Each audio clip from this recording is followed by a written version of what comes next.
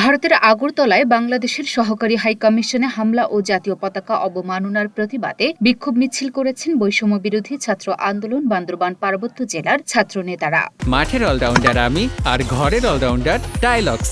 টাইলক্স toilet cleaner, clean মানেই Tilex. সোমবার বিক্ষোভ মিছিলটি জেলা কেন্দ্রীয় শহীদ মিনার থেকে শুরু করে জেলা সদরের প্রধান সড়ক প্রদক্ষিণ করে ট্রাফিক মোড়ে এসে শেষ হয়। সমাবেশে ছাত্রনেতারা বলেন, আমরা বৈষম্য বিরোধী ছাত্র আন্দোলন এবং সাধারণ ছাত্র জনতা আমরা এই হামলার তীব্র নিন্দা জানাই।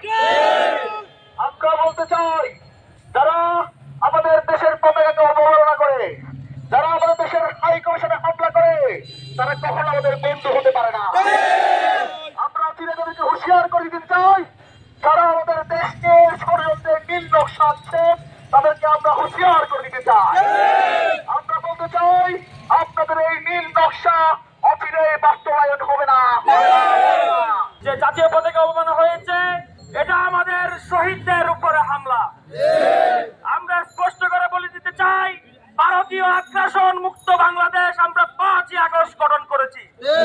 আমরা আর ভারতের আগ্রাসন মেনে নেব না। 5ই আগস্ট ছাত্র জনতার বিপ্লবের মাধ্যমে যে স্বাধীনতা হয়েছে, যে স্বাধীনতা আমরা এনেছি, সেই স্বাধীনতা আমরা বিলীন হতে দেব না। পথসভায় বক্তব্য রাখেন ছাত্রনেতা আসিফ ইকবাল সহ বৈষম্য বিরোধী ছাত্র আন্দোলনের একাধিক নেতা।